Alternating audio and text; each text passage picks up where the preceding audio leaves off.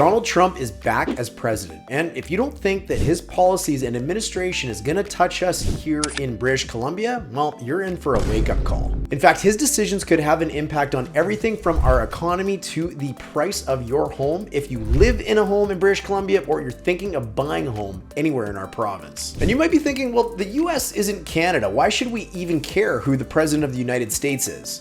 But our economies are intertwined, and US policy shifts have major impacts all across Canada.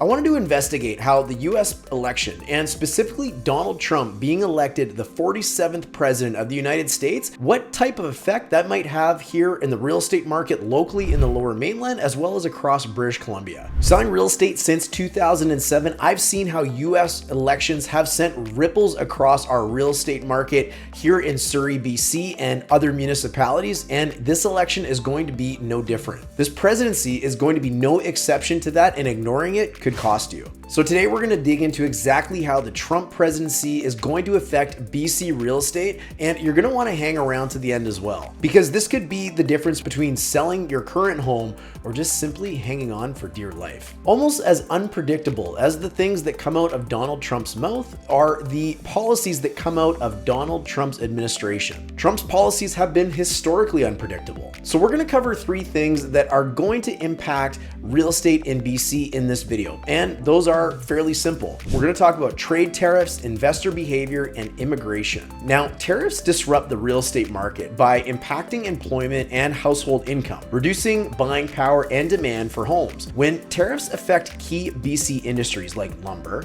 they lead to job losses and slower economic growth, which can cool housing markets and delay new construction projects due to rising costs. Additionally, tariffs create investor uncertainty, making BC real estate a much more riskier option. While fluctuations in the Canadian dollar can either drive up foreign interest or limit local buying power, this economic instability makes property values more volatile and complicates real estate investment decisions. So this potential for reimposed or increased tariffs on the BC lumber industry, just as an example, could have major effects on the economy of British Columbia. That's fully supported by this article, according to Reuters, where trade restrictions between the US and Canada during Trump's last term resulted in billions of dollars in losses for key sectors, including forestry. So we know trade and tariffs is going to have a monstrous impact if in fact we do see them coming, but there's more to this story. We need to talk about investor behavior and uncertainty in not only the British Columbia economy, but also in the real estate sector. You see, unpredictability in the US markets can drive investors towards safe havens like Canadian real estate. And if American investors seek Canadian assets, we may see an influx of US capital in British Columbia, driving up property prices, especially in desirable areas like the areas that me and my real estate team serve in Surrey and White Rock, and surrounding municipalities. As a historical insight, during previous periods of US instability, investor interest in Canadian assets surged as a stability measure. Now, getting in a little bit to immigration and property growth, Trump's restrictive immigration policies might redirect immigration back over to Canada. Now, given that currently only Canadian citizens and permanent residents can actually buy home in Canada, the typical direct influx of US capital coming into the country and the BC housing sector might be limited. However, it does impact other dynamics, and this is what they are. Investors might shift to other Canadian investments as US investors are seeking stable environments, directing their capital into other Canadian assets like real estate investment trusts, commercial real estate, or industrial properties, which can still boost property demand indirectly. We should also probably consider the impact on high net worth individuals that might want to come to Canada. Economic or political instability could prompt some Americans to seek permanent residency in Canada. These high net worth individuals may qualify under various immigration programs, allowing them to eventually purchase real estate, thereby affecting demand in places like Surrey and White Rock over the longer term. This upcoming Trump presidency, though, is also going to have an indirect response to local domestic investors as well. Uncertainty in US markets can also encourage Canadian investors to shift focus to local properties, perceiving Canadian real estate as a stable asset. This increased interest from domestic buyers can drive demand and influence property prices in desirable areas. Trump's policies can also influence the Canadian dollar in respect to the US dollar and help influence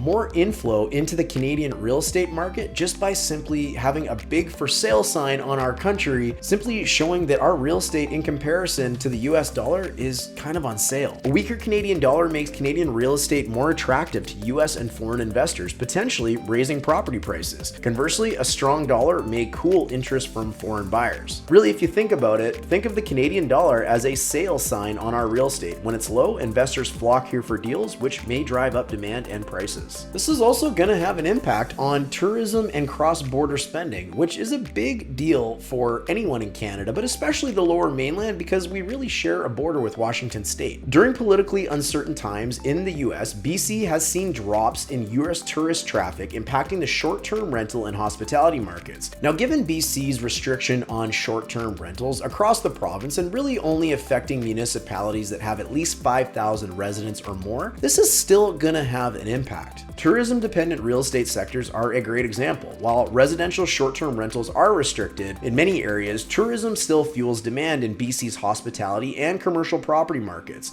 Lower US tourist traffic can weaken occupancy rates in hotels and other accommodations, impacting commercial real estate values and potentially deterring new development in tourism-driven areas. It can also have indirect effects on rental demand, an impact on tourism-adjacent housing markets, and a broader economic effect on real estate. By reducing tourism that affects local businesses, which can impact employment levels in tourism-reliant areas. Lower income levels and economic slowdown can reduce housing demand in these areas, leading to softer property values or slower market activity. In summary, while BC still has these short-term rental rules in place currently, a decrease in tourism still has broader economic impacts, indirectly influencing real estate like commercial real estate, shifting investment focus, and impacting the communities that are reliant on tourism to help drive their businesses, which in turn helps feed their families, which in turn helps pay the bills. I recently helped a couple, one of whom of the couple had dual citizenship, which allowed them to purchase a home in Canada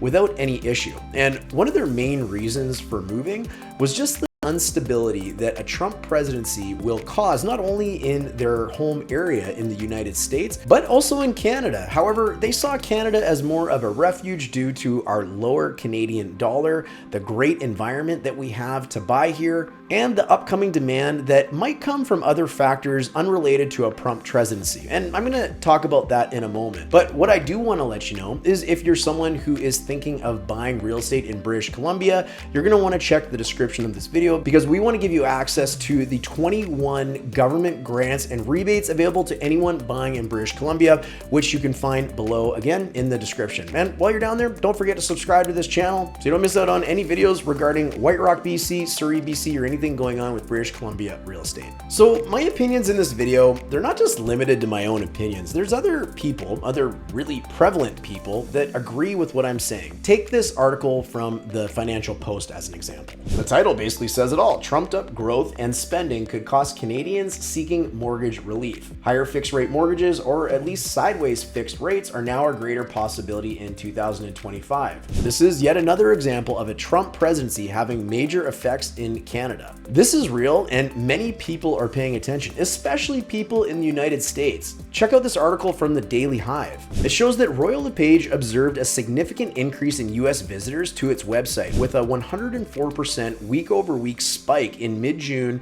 and a 67% year-over-year rise. Another surge occurred on November the 6th with over 4,000 US visitors following Donald Trump's re-election. Specifically, US-based sessions on royallepage.ca jumped 52% in a single day on November 6th, highlighting the heightened American interest in the Canadian real estate market post-election. Now, most areas of the Lower Mainland have been experiencing significant growth for quite some time. This is due to immigration coming into the country, people from other provinces moving into the area of British Columbia, and just generally our city growing as we become a world-class city. Not that we already weren't before. But if Trump's presidency adds to all this economic uncertainty, BC properties may become a safe haven for many US residents, but really only time will tell if that is actually going to be the case based on all the things that I've shared with you in today's video. But there's more to that story, and while I'm curious what you think about this video and the things that I've mentioned in it, which you can certainly leave your comments below, there's some major things coming to our market as well, aside from the Trump presidency, that are going to have major impacts on not only what our neighborhoods look like, but also the density coming to an area near you. And if you think your neighborhood is immune from it, well, that is simply not the case. You're going to learn all about that in this video coming up next. It's not one that you will want to miss because you're going to want to stay educated on everything that is happening. Hang around for the next video. This one's going to be even better than the one that you just watched. We'll see you over there.